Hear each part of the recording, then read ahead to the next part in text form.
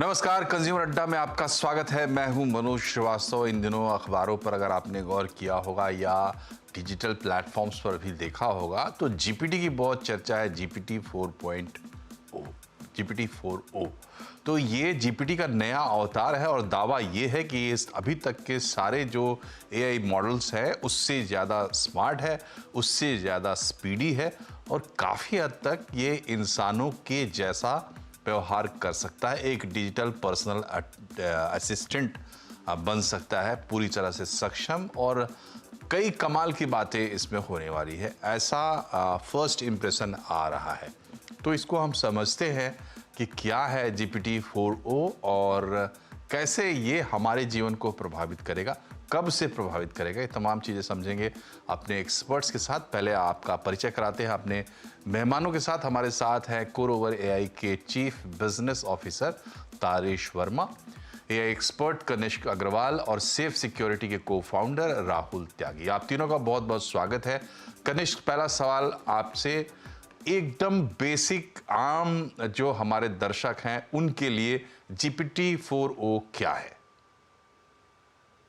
देखिए मनोज जी, धन्यवाद मेरा सभी दर्शकों को, आपको मुझे बुलाने के लिए। GPT-4 ओमनी जो ओपन एआई ने लॉन्च किया है, ये एक ऐसी इन्होंने लॉन्च किया है जिसके अंदर वॉइस को, इमेज को, टेक्स्ट को वो एक साथ समझ सकता है।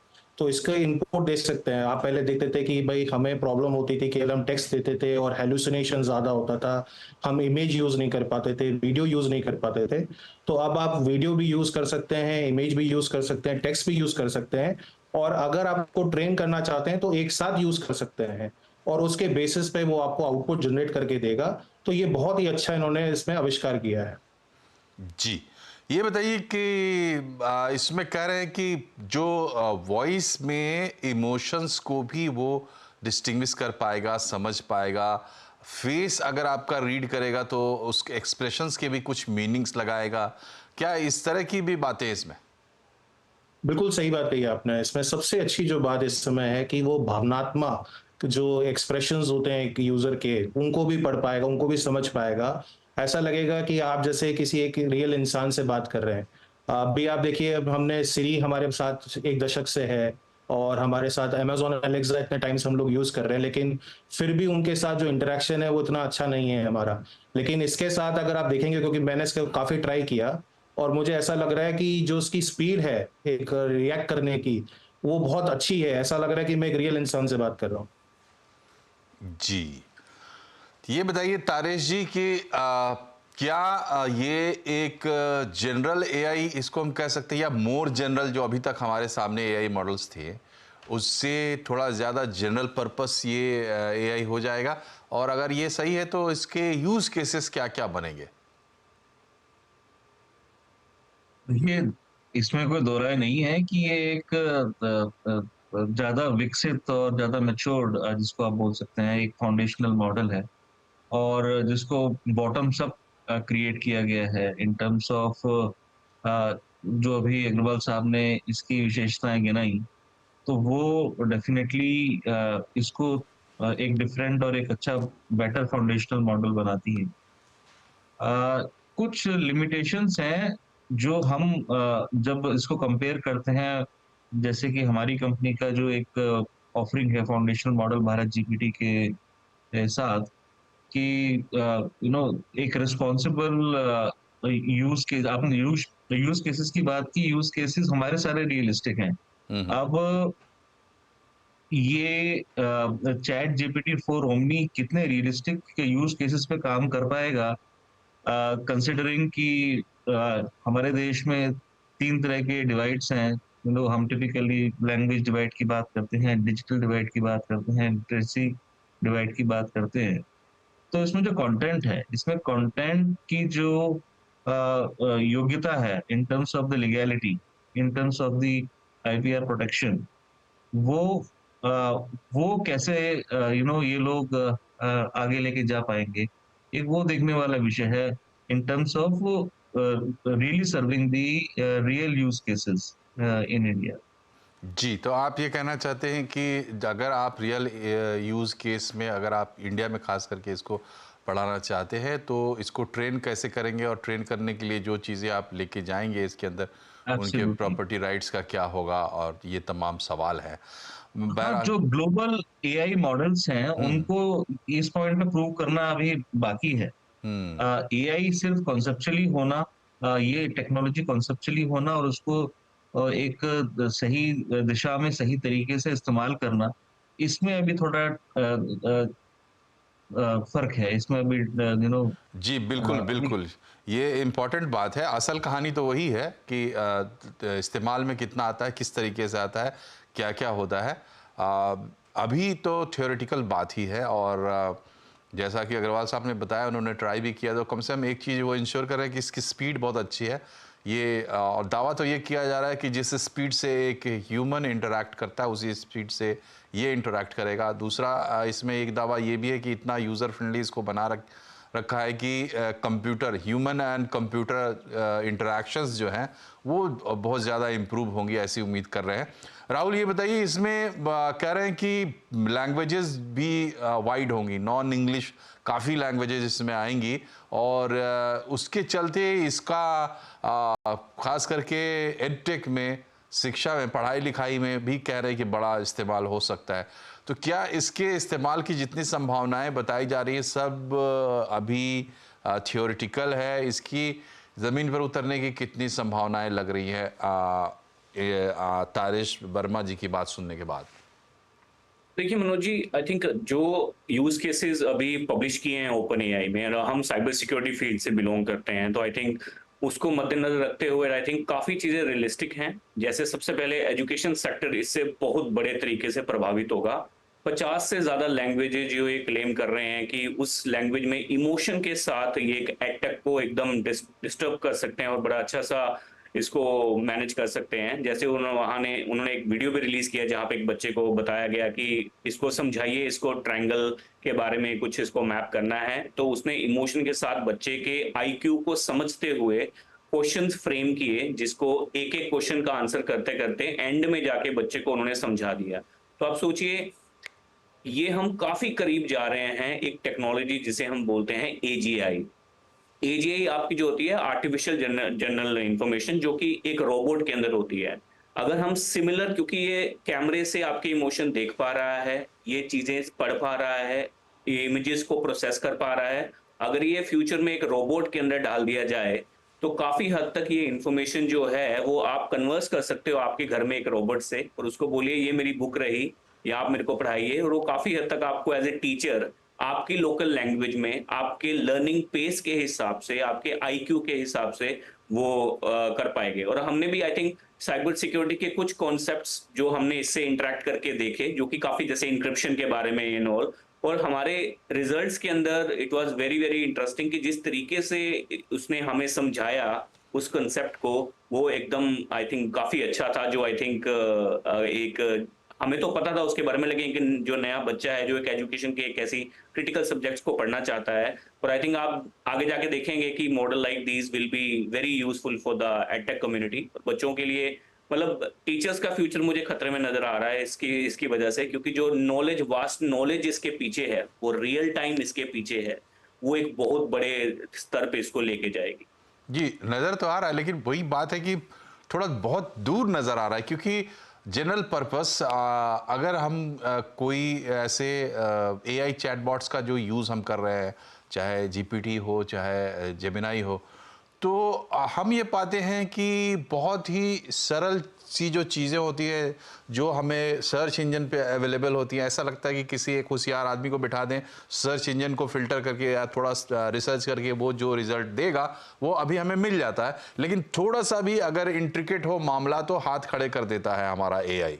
तो अब जैसे आपने अपना एग्जाम्पल दिया, तो एआई है और साइबर सिक्योरिटी के फील्ड पे या कोडिंग वगैरह को लेके आप कर रहे हैं, तो ऑब्वियसली उसकी ट्रेनिंग उसमें लगता है बेहतर हुई होगी। कनिष्क, ये बताइए कि हमारे इस्तेमाल में ये चीज़ कब आएगी, मतलब कब हमें लगेगा कि नहीं ठीक है, खिलौना नहीं है, एक्चुअली डिलीवर कर रहा है? देखिए GPT-4 तो है, देखिए अवेलेबल है, अभी भी अवेलेबल है, मतलब फ्री यूजर्स के लिए जो है उनके लिए अभी थोड़ा समय लगेगा।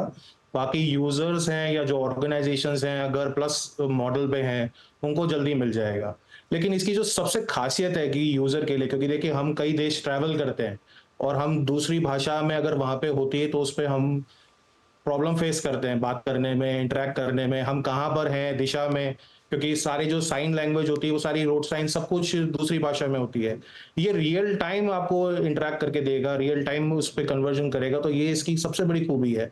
तो ये बहुत ही जल्दी मेरे ख्याल से फ्री यूजर्स के लिए भी इजीली अवेलेबल होगा। बाकी ऑर्गेनाइजेशंस एपीआई अगर जो डेवलपमेंट साइड में है वो अभी इसको एपीआई को एक्सपोज कर पाएंगी, रियल टाइम यूज कर पाएंगी, उसके ऊपर फर्दर डेवलपमेंट कर पाएंगी। तो इसके द्वारा इनोवेशन बहुत ज्यादा बढ़ेगा, इसके अंदर बहुत नए नए प्रोडक्ट्स अभी आएंगे जो इसका यूटिलाइज करेंगे फर्दर। और ये माइक्रोसॉफ्ट ओपन एआई में भी यूज है। 13 मई को एप्पल के ओएस ने भी लॉन्च किया ये app, omni 4 GPT is also available on Apple OS. तो ये एक बहुत अच्छा मूवमेंट है यूज के हिसाब से। जी, तो ये तो फ़ोन में आने वाला है कि अगर मैं जाऊँ इटली तो मैं हिंदी में बोलूँ, वहाँ जो सामने वाला बंदा है उसको इटालियन में मिल जाएगा और वो इटालियन में बात करे, मुझे हिंदी में मिल जाएगा। तो ये सुविधा तो अब फ़ोन में भी आने वाली है, फ़ोन से ही काम हो जाएगा। बट वर्मा जी, हमें ये बताइए कि ये ठीक है, ये एक पर्टिकुलर एक हम एलएलएम कहें या चैटबॉट कहें, जो भी कहें, वो एक इसकी बात है, उसकी बात मैं नहीं कर रहा हूँ। मैं कह रहा हूँ कि मेरे हिसाब से रिजल्ट दे, वो वाकई जनरल पर्पस हो जाए कि मैं उससे पूछूं कि भाई आज मुझे जाना है गोवा की तरफ, तो कौन सी गाड़ी पकड़ूं वो बता दे, और फिर दूसरे सेकंड में उससे पूछूं कि ये रेसिपी बता दे तो रेसिपी भी बता दे। तो उसको ट्रेनिंग की ज़रूरत पड़ेगी। तो एक्चुअली लोगों की ज़िंदगी में एआई के ऐसे मॉडल से फ़र्क कब से पड़ना शुरू होगा? मेरा सवाल ये है वर्मा साहब। Very interesting, very interesting. ये आपने ये सवाल ऐसे मौके पे पूछा है जहां पर हमारी सरकार ने इस इस पर्टिकुलर रियल यूज केस को प्रीएम्प्ट किया और उसको डेवलप करा के इम्प्लीमेंट कराया। आप इंडियन रेलवेज का आस्क दिशा एक चैटबॉट है जहां पर आप एग्जैक्टली जो आपने अभी दो बातें पूछी कि आप वॉइस के तरीके से और टेक्स्ट के तरीके से बॉट से आप पूरी जानकारी और हेल्प ले सकते हैं, not only in terms of knowledge but also in terms of transaction also. आप पूरी की पूरी ट्रेन टिकट हिंदुस्तान में इंडियन रेलवेज का सिर्फ अपना आवाज यूज करके उस चैटबॉट के जरिए आप पता कर सकते हैं, बुक कर सकते हैं और पेमेंट कर सकते हैं। इन केस आपको कैंसिल करनी है, आप कैंसिल कर सकते हैं, इमीडिएटली आपको रिफंड आ जाता है। तो ये तो बहुत ही फ्यूचरिस्टिक रियल यूज केसेस हैं जहां पर ऑलरेडी हम लोग काम कर रहे हैं। जिस तरीके से चर्चा का विषय बनने जा रहा है ये सब्जेक्ट, वो बहुत इंटरेस्टिंग लैंडस्केप है, बहुत अच्छा खेलने के लिए, हर यूज केस को एंटरटेन करने के लिए बहुत सारे मल्टीपल टेक्नोलॉजीज आएंगी। लेकिन उस किसी भी टेक्नोलॉजी को और इस तरह की ऑटोमेशन को यूज करने के लिए जो एक जो मॉडल ट्रेनिंग की जरूरत होती है, वो अभी उसको आप नजरअंदाज नहीं कर सकते। वो मॉडल ट्रेनिंग तो बहुत जरूरी है, प्लेटफॉर्म कोई भी हो। हम लोगों ने भारत जीपीटी यूज किया है, हम B2B में काम करते हैं, बहुत रिस्पॉन्सिबली डेटा को यूज करते हैं, उसको ट्रेन करते हैं, और there are at least 100 such use cases जहां पर हम ऑलरेडी इसको इम्प्लीमेंट कर चुके हैं। ई सेवक करके एक प्रोडक्ट है जहां पर आप डिस्ट्रिक्ट लेवल पे ग्रीवेंस, सिटीजन ग्रीवेंसेस को आप मैनेज कर रहे हैं यूजिंग दिस जीपीटी प्लेटफॉर्म। जी जी so I mean list is long. जी जी, तो शुरुआत हो चुकी है और प्रोडक्ट्स आना सामने शुरू हो चुके हैं। दरअसल एआई को लेकर एक आम उपभोक्ता के, आम कंज्यूमर के तौर पर हमें बहुत ज़्यादा सोचने की ज़रूरत नहीं है। हमारे पास जैसे आज हम ऐप्स यूज़ करते हैं तो उस तरीके से हमारे सामने यूजेबल्स बना के आएंगे और उनका हम इस्तेमाल कर पाएंगे। तो आम कंज्यूमर के लिहाज से कुछ और सवाल हैं मेरे मन में, अपने एक्सपर्ट से जानेंगे। एक छोटे से ब्रेक के बाद बने रहिए हमारे साथ।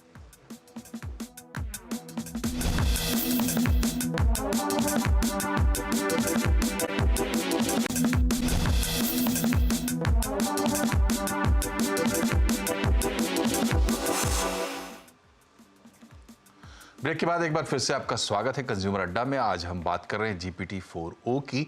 कहा जा रहा है कि अब तक का स्मार्टेस्ट और फास्टेस्ट जीपीटी या आप कह सकते हैं AI model, large language model जो आ गया, और ये digital assistant, personal digital assistant की तरह काम कर पाएगा। बहुत सारे इसके बताए जा रहे हैं, मगर हम उसी बहाने एआई को समझने की कोशिश करें। राहुल, ये बताइए कि अब हम अपने सिस्टम पे इसको डाउनलोड करें, मतलब इसको यूज़ करें, तो लोग कहते हैं कि भाई इसको इस्तेमाल करोगे तुम्हारा पूरा डेटा लेके जाएगा, तुम्हारी सिक्योरिटी कॉम्प्रोमाइज़ होगी। क्या करे आदमी, इस्तेमाल शुरू करे कि अभी इंतज़ार करे? नहीं, बिल्कुल यूज करिए। आई थिंक जैसे ही लॉन्च हुआ सबने यूज करना भी स्टार्ट किया। कुछ थोड़े प्रिकॉशंस लेने चाहिए आई थिंक सब। पहला तो जब भी आप कोई एक नए मॉडल को ट्राई करें, सबसे पहले अगर वो लॉगिन क्रेडेंशियल मांगता है आपसे, कोई ईमेल एड्रेस मांगता है, मेक श्योर कि आप कोई पुराना ईमेल जो आप बहुत सालों से यूज कर रहे हैं उसके साथ साइन इन ना करें। जैसे आपने नोटिस किया होगा, गूगल अपना ऑप्शन देता है कि आपको लॉगिन करने की जरूरत नहीं है, आप ऑलरेडी जो अकाउंट से लॉगिन हो उसके साथ साइन इन कर सकते हो, जिससे आपके ईमेल वगैरह वगैरह सबको वो डेटा को देख सकता है। तो हमेशा एक फ्रेश ईमेल एड्रेस बनाइए किसी भी नए एलएलएम मॉडल को ट्राई करने के लिए। फोन नंबर अवॉइड कीजिए देना आप अपना, जब भी आप फोन नंबर से रजिस्टर करें उसको आप आई थिंक कम करिए। लेकिन जैसे आप सर्विसेज ले रहे हैं, जैसे वर्मा सर ने बताया कि आईआरसीटीसी है, वहां पे डेफिनेटली आपका ऑलरेडी डेटा है और आपकी सहूलियत के लिए। लेकिन जब कोई नया मॉडल ऐसा आता है वहां पे जिससे आपका आपकी इंडिविजुअलिटी को कोई कनेक्ट कर सके कि आप कौन हो, आपका आपका आपका नाम क्या है वगैरह वगैरह, ऐसी इंफॉर्मेशन देने से आप बचिए। जैसे हम अगर मॉडल यूज करते हैं तो हम बहुत सारे ऐसे क्वेश्चन पूछते हैं जो मेरी आइडेंटिटी के साथ वो रिलेट ना कर पाए। It can be about security और कुछ भी ऐसी इंफॉर्मेशन। तो उसमें आप फ्रेश ईमेल एड्रेस बनाइए और जितना जेनरिक क्वेश्चन हो सके उतना बताइए। कुछ लोग अपना नाम, अपनी फैमिली का नाम, या जो भी वो प्रॉम्प्ट बनाते हैं, जो क्वेश्चन उससे पूछते हैं, वो बहुत ज्यादा डिटेल देते हैं उसके अंदर। दूसरा, कुछ लोग क्या करते हैं, फ्री वाले मॉडल्स के अंदर अपने ऑफिस के पर्सनल डॉक्यूमेंट अपलोड कर देते हैं, अपने लीगल डॉक्यूमेंट अपलोड कर देते हैं। अब क्योंकि ये पब्लिक डोमेन का इंफॉर्मेशन है जो कि कंपनी के पास जा रहा है जिससे वो सीखेगा, तो कई बार आपकी वो वाली इंफॉर्मेशन किसी, जहां पे दुनिया में कोई बंदा कुछ सर्च कर रहा है, आपका जो प्राइवेट डॉक्यूमेंट जो आपने वहां पे पब्लिश किया, जो अपलोड किया, उसके कंटेंट का आंसर वो वहां पे वो कर देगा। तो ऐसे बहुत सारे इंस्टेंस ऐसे हुए हैं जहां पे लोगों ने इंफॉर्मेशन देनी स्टार्ट की है। दूसरा, जो चैट जीपीटी 4.0 है, इसके अंदर एक चीज ध्यान रखनी पड़ेगी। लोग आगे जाके अपनी रिकॉर्डिंग करके, जैसे अगर आपने 2 दिन की एक पुलिस रिकॉर्डिंग की है, एक वीडियो रिकॉर्डिंग की है कैमरे की, आपने पूरा वीडियो अपलोड कर दिया उसके ऊपर और उसको पूछा कि बताइए कि इसमें कितने बंदे इस डोर के ऊपर या इस डोर के आसपास दिखे, नजर आए। अब ये इंफॉर्मेशन आपने एक दे दी इंफॉर्मेशन एक पब्लिक एलएम प्लेटफॉर्म को। अब वो इंफॉर्मेशन के अंदर कोई भी वो सर्च करके अगर कोई मलिशियस इंटेंट के साथ आता है, इंफॉर्मेशन आपके घर के कैमरे की ठीक है, इंफॉर्मेशन डाल सकता है। लेकिन ये भी तो है कि ये जितने आपके सुझाव हैं, इन सुझावों पर अगर मैं चलूं तो सिर्फ एक्सपेरिमेंट कर सकता हूं, कोई बहुत काम तो इससे नहीं ले सकता हूं अगर इतने प्रिकॉशंस लेके मुझे चलने हैं।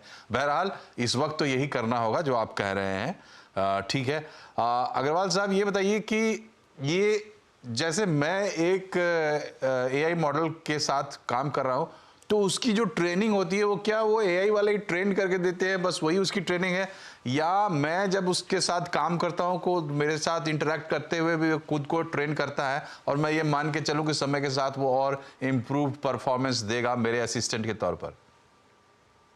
तो मनोज जी, अब GPT-4 ओमनी में जो आया है उसमें है कि जो भी मैंने अभी तक जो भी उससे बातचीत करूंगा या जिस पे भी उसको मैं ट्रेन करूंगा, तो वो हिस्टोरिकल डेटा को भी मैं यूटिलाइज करके उसको कंटेक्चुअलाइज करेगा। अगर मैं कोई से नया सवाल पूछता हूँ तो समय के साथ ये बहुत अच्छा होगा, पावरफुल होगा, इसको मैं यूटिलाइज कर सकता हूँ और इससे और सवाल पूछ सकता हूँ, उसी के हिसाब से ये जवाब बना सकता है।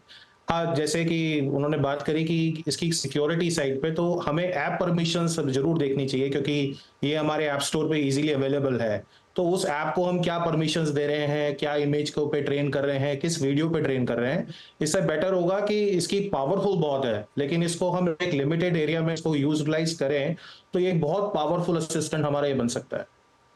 जी, तो कुछ कुछ तरीके हैं, उनको आप ध्यान में रखें तो अच्छा रहेगा। वर्मा जी, ये बताइए कि जैसे आपने बताया यूज़ केसेस में कि डेडिकेटेड खास तरीके का एक चैटबॉट है और एक खास सेगमेंट में ही वो होके आया है, जनरल पर्पस ज़्यादा नहीं है, तो वो तो लगता है कि ठीक है, उसको इस्तेमाल करना चाहिए।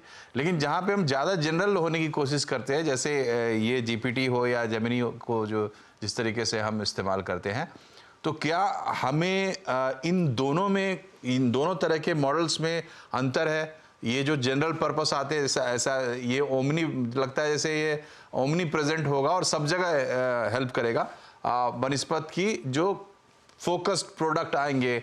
इन दोनों के बीच में अंतर क्या है और हमारे लिए बेहतर कौन है? बेसिक डिफरेंस ये है कि जब आप किसी कंट्रोल्ड एनवायरनमेंट में किसी मॉडल को ट्रेन करते हैं, तो आपके पास पहली बात तो ये कि ओनरशिप ऑफ डेटा होता है, प्लस उस डेटा का एक परसीव्ड यूज होता है। जब आप उस पर्टिकुलर डेटा को, मॉडल को आप ट्रेन करते हैं, तो वो एक पर्टिकुलर बिजनेस यूज केस के पॉइंट ऑफ व्यू से आप बहुत अच्छी तरीके से उसको आप अपने लिए सोल्यूशन, अपने हित में एक सोल्यूशन क्रिएट कर सकते हैं। ये है situation B to B environment पे। अगर आप बी टू सी एनवायरनमेंट में जाते हैं, तो वहां पर वो सिर्फ एक एज राहुल सेड कि इसमें टिपिकली आप एक हिस्टोरिकल डेटा पे अपना एक एक्सीलेंस क्रिएट करने की कोशिश करते हैं। वो कितना रियलिस्टिक वर्ल्ड में कितना वो यूजेबल है या कितना वो सटीक है, वो देखना बाकी है। अभी ये platform chat GPT for omni create हुआ है। लोग किस तरीके से उसको एज पर्सनल असिस्टेंट यूज करना चाहेंगे with all the precautions suggested on the platform, वो एक अच्छी चीज है। लेकिन सच्चाई ये है कि इनके यूज केसेस बहुत हो सकते हैं। जी जी जी। मेरा अपना मानना ये है कि business use cases controlled environment में किए जाने चाहिए, फॉर द वेरी ठीक है, सिंपल रीजन कि वो ठीक डेटा वो ट्रेंड ठीक है। रहता है। तो अभी तो ये कहानी शुरू हुई है, पार्टी नहीं है, ध्यान रखिएगा, अभी पार्टी शुरू नहीं हुई है, अभी कहानी शुरू हुई है। ज़्यादा बात फिलोसॉफिकल है, थियोरिटिकल है और भविष्य अच्छा है। ये हमारे जीवन को कई तरीके से बदलेगा, तो इसको देखते समझते रहना जरूरी है, इस पर ध्यान रखना बहुत ज़रूरी है, क्योंकि इसके बहुत सारे लच्छे खुलेंगे आने वाले समय में। आप तीनों का बहुत बहुत शुक्रिया हमसे जुड़ने के लिए। कार्यक्रम में फिलहाल इतना ही, नमस्कार।